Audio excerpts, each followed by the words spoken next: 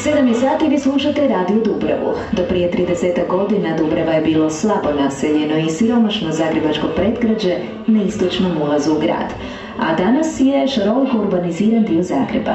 Ispod mitova i legendi o Dubravi žive deseci tisuća ljudskih atoma koji jesu Dubrava, obični i neobični ljudi. A ima čak i superheroja. Supermoći su napustile granice svijeta fikcije i dodirnule osobe od krvi i mesa, ljude koji žive istu svakodnevicu kao i mi. A sada poslušajmo pjesmu Superheroj novog benda iz Dubrave Kvart Art.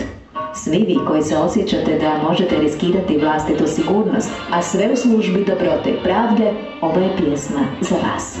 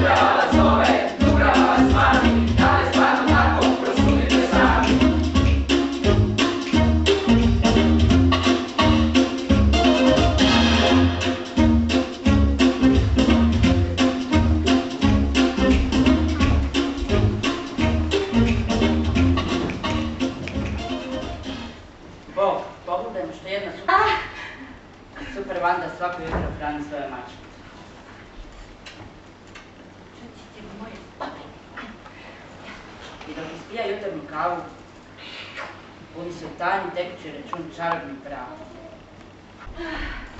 Kak ja volim svoje fotke, pa nemate pojma. Evo gled, ova fotka, to je snimljeno odmah poslije velike poplave. Moji su roditelji gradili kuću u Dupcu, ovo moj tata stavlja crijep, mamka drži na štreku, do naprijed tu sam ja, sutra sam se rodila. Ovo je moja baka, a biće stalno. Lipovac, djeluj!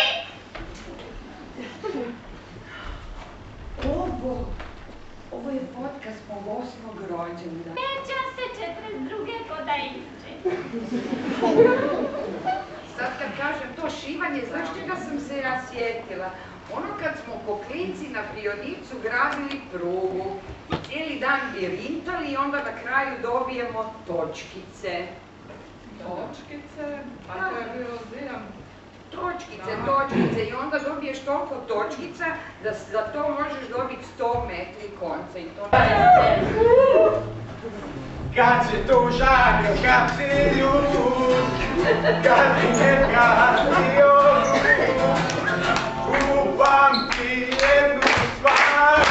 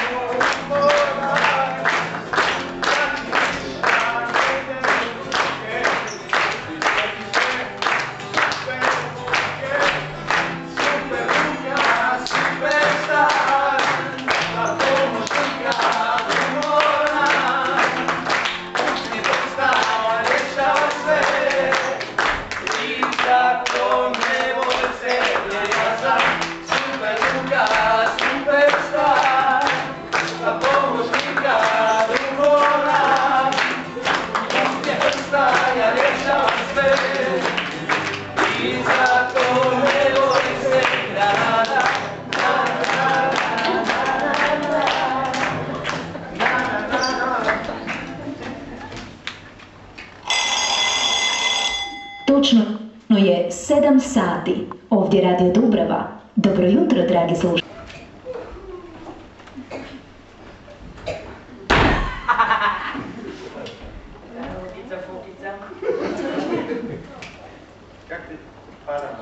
sunce imat od slabije devojčice mogu. Sada ću te pustiti, a drugi put ćete još i kazati.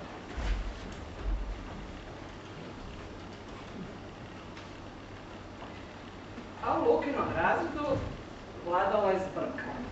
Netko je stavio učiteljici žohara u kavu.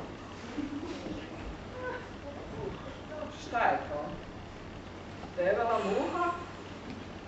Žohar, fuj! No, a tko je to napravio? Da li ste ga vidjeli, djeco?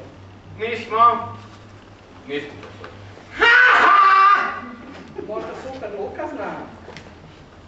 Profesorice, ja znam. To je bio Klipan. Opet. Evo mene opet putica, a ovaj put ćete izazvati na govor.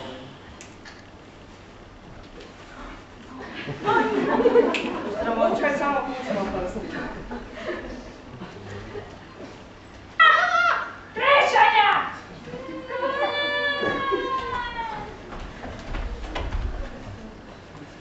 Bio je divan dan. Igrali smo se loptom. A onda je Đuđa hitila loptu kod onog svog susjeda. Budalo! Sad će nam opet budu loptu.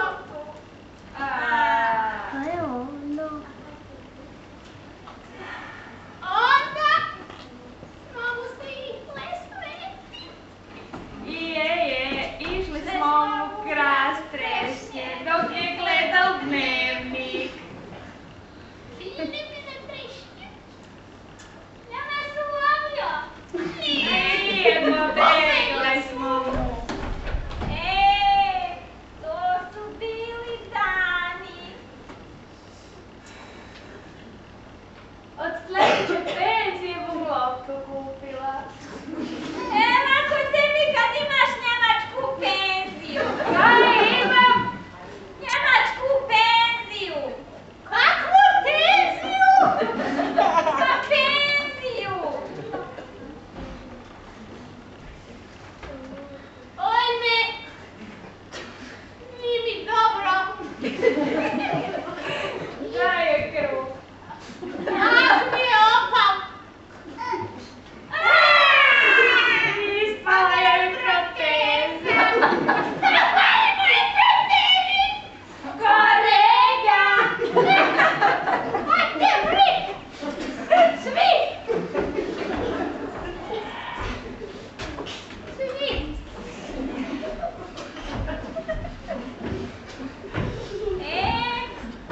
Nema više domaćih trešanja. Sve u vodi!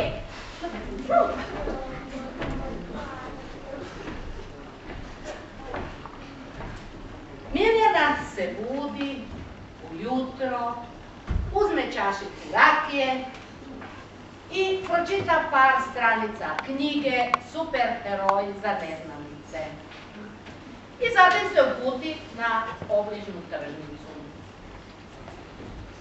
I tamo gleda i razmišlja kako kineski češnjak djeluje na um pojedinca. Sva ljuta i izbezumljena ide kući i piše pismo gradonačelniku. Poštovani gradonačelniče, ovo je nečuveno. I nudi mu svoju pomoć u borbi protiv uvoznog povrća. Zatim si pokušava skuhati juhu od španjolske bundeve.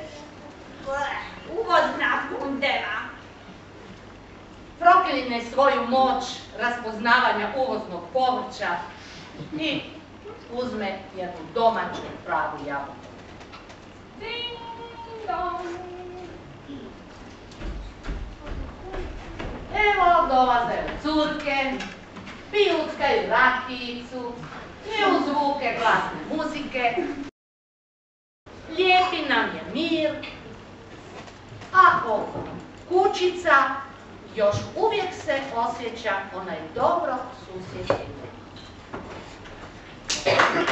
Iako mnogi građani smatraju kako je Dubrava jedan od najnesigurnijih kvartova u gradu Zagrebu, čini se kako statistika ipak pokazuje drugačije. Naime, prema podacima Policijske uprave Zagrebačke, Dubravu krasi epitet jednog od najsigurnijih kvartova u Zagrebu.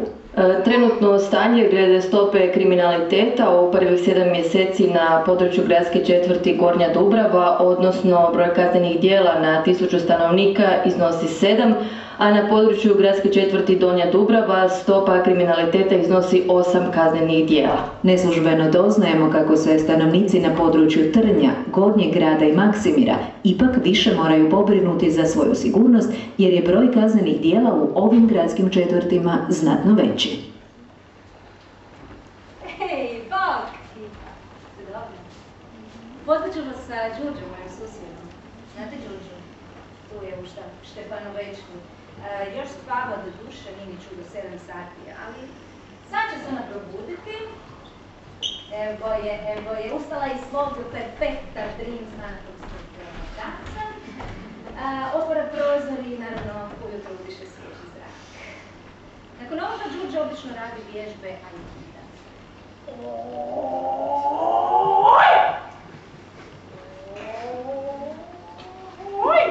Pa onda aktivira svoj super sen i tik tik. Češlja svoju dugu kosu. Pa onda cijeli 2 kila naranči za svoj super energetski dan. Cap! Cap! Cap! Cap! Naravno, kako popije, odlazi na oblačenje, a prvo oblači svoje super, ultra, tin, nevidljivo odijelo. Naravno, na njega običnu odjeću, traperice, majicu, torbu, sunčane naočale, jer najbolje je svoj tajni identitet prikriti običnom odjećom. Naša Đurđa izlazi van i to naravno prozor.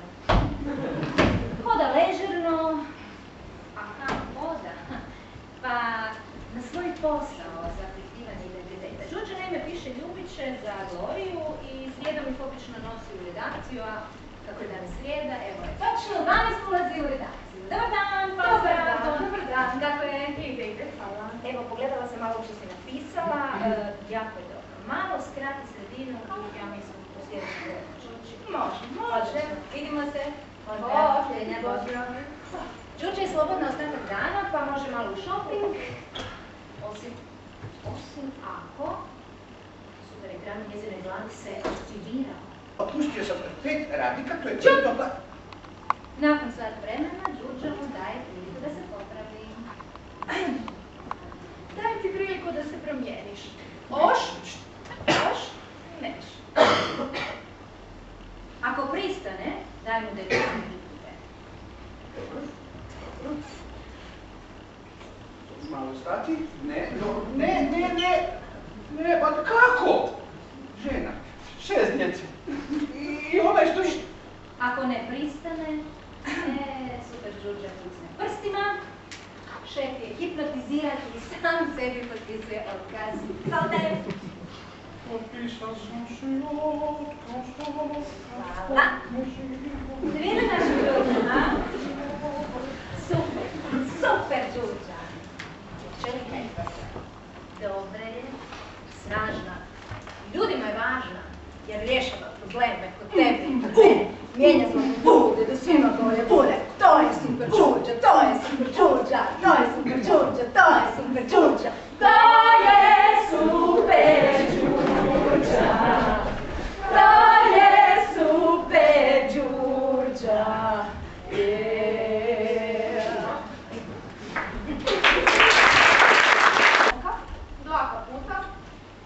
Šešira, 7 pari cipela.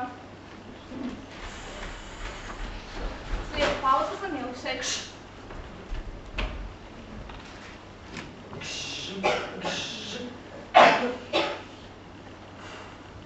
Odlazak na granicu, povratak kući. Odlično manevrira između automobila na cesti, te dolazi do granice. Služba oblaka zlica carinica, vrši pretregu prtljažnika.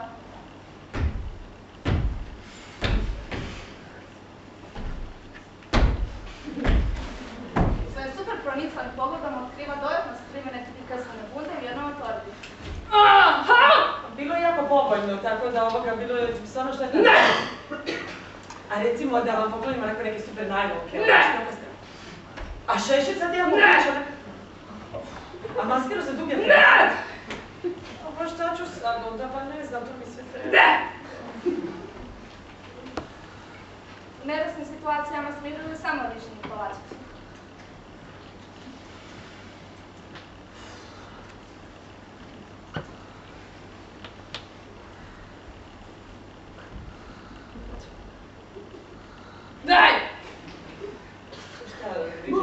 kolačiće. A onda mogu ići doma. A da, jako su ti fini, kuš, nećeš imaš kajbicu ni celulit. I onak. Tu ti je fora. Ćao! Kolačići su bile kao nešto iz Kine. Stani! Dobro, jedan neće vam. Ćao! Jela, jel? Spageti, jel? Rižni kolačići, jel? Ne mere.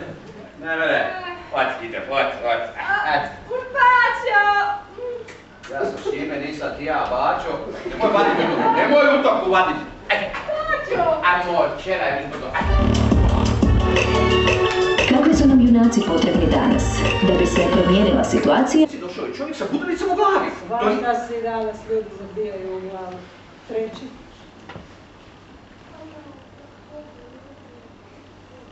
Znači, ljati se navrala, sprsno se meteorit, razolio pola grada.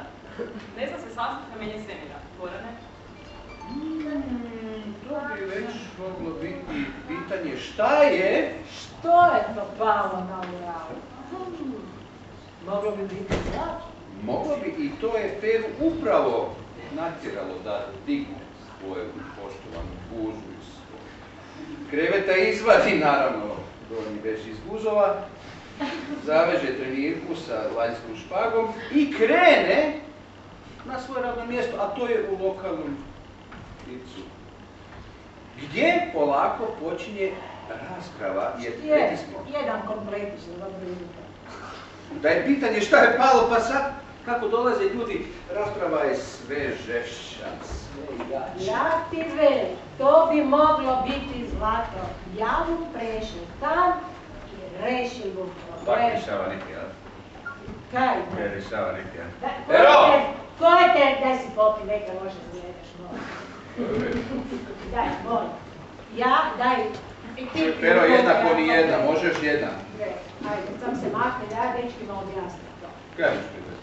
Kaj? Da, molim te makne. Ali kaj ćeš ubaciti? Ja idem na Ural riješiti financijske probleme. Pero, u gaćama si reši to kaj imam za reši, kaj biš ti na Uralu rešio. Pojma nemaš, nisi sveta vidjeli se maknula od ovog šana. Nikad para nema da... Ja sam svetski čovjek. Jesi, da ti rekao. Jer sam po celom svetu, skroz do čučerija. Mum ti ja pokazao. Štje? Momo se vidjeti, ide to reći. Per je odlučio da stvarno riješi svoj problem i vratio se natrag u svoju centralu, legao u svoj krevet i pokrio se poklonom. Ali to nije poklon bilo kakav. To je telefon poklon. Dormeo. Spavajući, tako on je koncentriran. Čak su i muhe koncentrirane, koncentracije nekakvih 2,5 tu negdje. Ali u datom trenutku dešava se nešto. Počinje se trzati. Mislili smo Parkinson, ali nismo. On se sve više drži. Sve više trza. On je sve negdje... Zašto? Jer Terepol poklon je počeo raditi i šta se dešava? On je...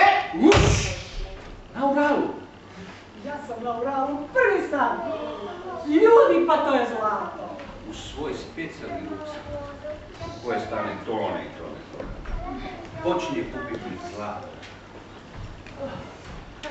1 sat, 2 sata, 3 sata već kupi. Ipak je ruksak već pun. I ona zadnja 2 komada stavlja po svoje oznojene pazuhe. U zadnji čas. A zašto? Jer... Poštovani gledatelji, javljamo se sa mjesta pada meteorita. Ovdje vlada sveopći kaos, znanstvenici su u čudu jer ostatke meteorita nisu pronašli. Istraga se nastavlja. A zašto? Jer Pero je već ispred HNB. Hrvatske narodne banke. On otvara polako trezor. A unutra... Trezor je prazan, ni crknutog štakora. Oh! Odlučio je sve što je skupio, a to je dosta. Strpati u trezor. Stvarno riješiti problem. Trpao je sat, trpao je 2, trpao je 3, polako zatvara trezor, baca ključ i kaže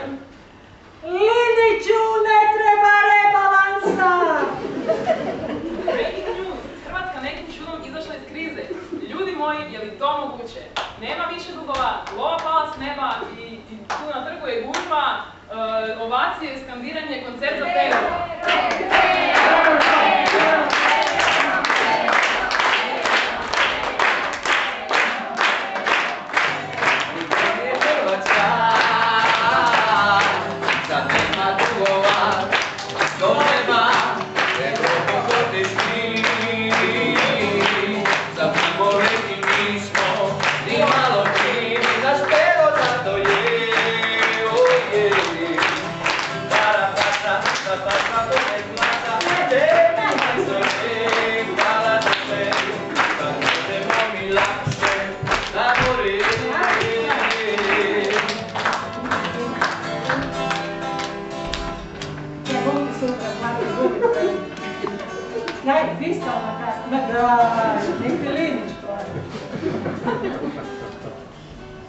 Moja mi je